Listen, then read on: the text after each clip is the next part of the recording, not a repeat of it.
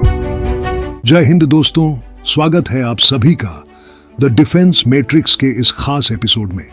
दोस्तों, देश के करोड़ों केंद्रीय कर्मचारियों के लिए आखिरकार वह खुशखबरी आ गई है जिसका लंबे समय से इंतजार था। 8वां वेतन आयोग अब औपचारिक रूप से गठित हो चुका है। जी हां, केंद्र सरकार ने 8th पे कमीशन के गठन को कैबिनेट की मंजूरी दे दी है और इसकी टर्म्स ऑफ रेफरेंस TORs को भी फाइनल कर दिया गया है। यानी अब यह पूरी तरह तय हो गया है कि इस आयोग की अध्यक्षता कौन करेगा, इसके मेंबर्स कौन होंगे और इसे कौन कौन सी जिम्मेदारियां सौंपी गई हैं। ये बड़ी खबर इस समय सभी नेशनल और रीजनल मीडिया में छाई हुई है, चाहे इलेक्ट्रॉनिक हो या प्रिंट। अब दोस्तों, इस वीडियो में हम विस्तार से बात करेंगे कि आखिर सरकार ने इस आयोग को कौन कौन से अधिकार और जिम्मेदारियां दी हैं, फिटमेंट फैक्टर क्या है और विशेषज्ञों एवं एनालिस्ट्स का इस पर क्या कहना है। सबसे पहले बात करते हैं कि 8वें वेतन आयोग से लाभ किसे मिलेगा। केंद्र सरकार के सभी कर्मचारी इससे लाभान्वित होंगे। इसके साथ ही डिफेंस पर्सनल, CAPF जैसे BSF, CRPF, ITBP, CISF और अन्य बलों के जवानों को भी इसका सीधा फायदा मिलेगा। रेलवे कर्मचारियों, स्वायत्त संस्थाओं, सांविधिक निकायों और केंद्र सरकार के सभी पेंशनर्स को भी इसमें शामिल किया गया है। कुल मिलाकर करीब 1,20,00,000 सर्विंग और रिटायर्ड कर्मचारी इस आयोग के लाभार्थी बनेंगे। अब बात करते हैं सरकार द्वारा आयोग को दिए गए टर्म्स ऑफ रेफरेंस TOR की। आयोग को कर्मचारियों की सैलरी स्ट्रक्चर की समीक्षा करने, पेंशन रिवीजन की सिफारिश देने, अलावेंसेस और सुविधाओं का पुनर्मूल्यांकन करने और डिफेंस, CAPF और रेलवे एम्प्लॉइज के बीच पे पैरिटी बनाए रखने की जिम्मेदारी दी गई है।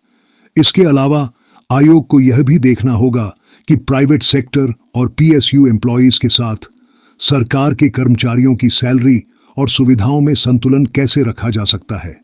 साथ ही देश की इकोनॉमिक कंडीशन, फिस्कल डिसिप्लिन और राज्यों पर पड़ने वाले वित्तीय प्रभाव का भी अध्ययन करना इस आयोग की जिम्मेदारियों में शामिल है।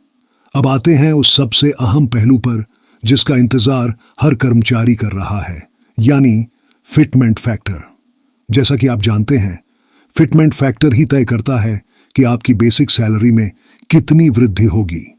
विशेषज्ञों और एनालिस्ट्स की रिपोर्ट के अनुसार 8वें वेतन आयोग में फिटमेंट फैक्टर लगभग 1.83 से 2.46 के बीच रहने का अनुमान है और कुछ रिपोर्ट्स में यह तक कहा गया है कि यह 2.86 तक भी जा सकता है। अब एक उदाहरण लेते हैं। अगर किसी कर्मचारी की वर्तमान बेसिक सैलरी 18,000 रुपीज है और फिटमेंट फैक्टर 1.83 होता है तो उसकी नई बेसिक सैलरी लगभग 32,940 रुपीज बनेगी।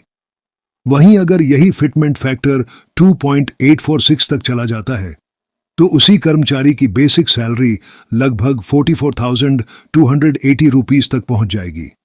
अब मान लीजिए किसी कर्मचारी की बेसिक सैलरी 50,000 रुपीस है।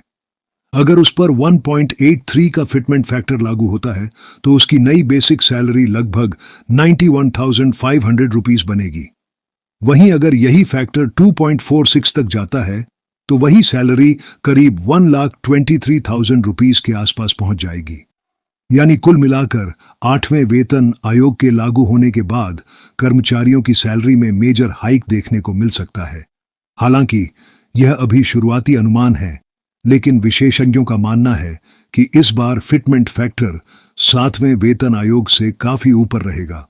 हमने भी अपनी ओर से इस विषय पर विस्तृत स्टडी और एनालिसिस किया है, जिसमें यह पाया गया कि फिटमेंट फैक्टर 1.92 से 2.07 तक रहने की अधिक संभावना है। दोस्तों, यह सारी जानकारी हमने आपके लिए जुटाई है ताकि आप 8वें वेतन आयोग से जुड़ी हर अपडेट को स्पष्ट रूप से समझ सकें। तो यह थी आज की बड़ी खबर जो सीधे तौर पर देश के करोड़ों कर्मचारियों, पेंशनर्स और डिफेंस पर्सनल से जुड़ी है। अगर आपको यह जानकारी उपयोगी लगी हो तो वीडियो को लाइक करें, अपने विचार कमेंट में बताएं और चैनल द डिफेंस मैट्रिक्स को सब्सक्राइब जरूर करें ताकि आप डिफेंस, सरकार और कर्मचारियों से जुड़ी हर महत्वपूर्ण अपडेट सबसे पहले पा सकें। तब तक के लिए दोस्तों, जय हिंद, जय भारत।